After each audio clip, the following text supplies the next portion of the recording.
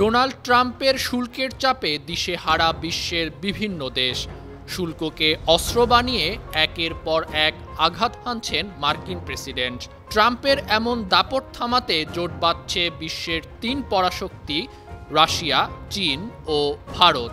অতীতের দ্বন্দ্ব ভুলে এক হচ্ছে বেইজিং, নয়াদিল্লি, সঙ্গে আছে মস্কো।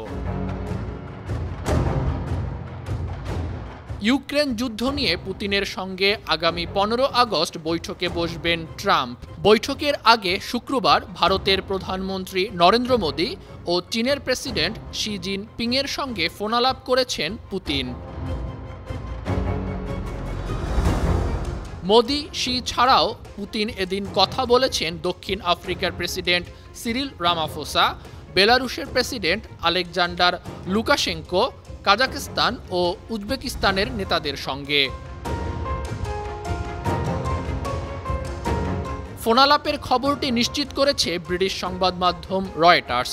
প্রতিবেদনে বলা হচ্ছে, পশ্চিমাদের বিরুদ্ধে সংঘাতে রাশিয়ার সবচেয়ে বড় সমর্থক চীন। এছাড়া মস্কোর সবচেয়ে বড় বাণিজ্য অংশীদার বেইজিং। দ্বিতীয় বিশ্বযুদ্ধের ৮০ বছর পূর্তিতে আগামী সেপ্টেম্বর চীন যাবেন রুশ প্রেসিডেন্ট পুতিন। অন্যদিকে মার্কিন শুল্কের চাপে থাকা ভারতের প্রধানমন্ত্রী মোদির সঙ্গে ফোনালাপের পর বিবৃতি দিয়েছে ক্রেমলিন। সেখানে বলা হয়েছে, ট্রাম্পের বিশেষ দূত উইটকফের মস্কো সফর নিয়ে ভারতের প্রধানমন্ত্রী নরেন্দ্র মোদির সঙ্গে কথা বলেছেন পুতিন। ফোনালাপের বিষয়টি নরেন্দ্র মোদিও তার সামাজিক যোগাযোগ মাধ্যম এক্সে নিশ্চিত করেছেন।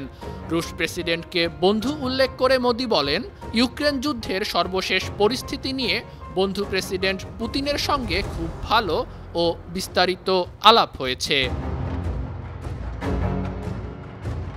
রয়টার্স আরও বলছে, রাশিয়া, চীন ও ভারত ব্রিক্স জোটের প্রধান সদস্য।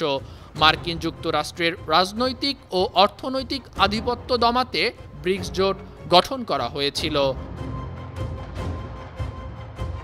আন্তর্জাতিক ডেস্ক, 52 টিভি।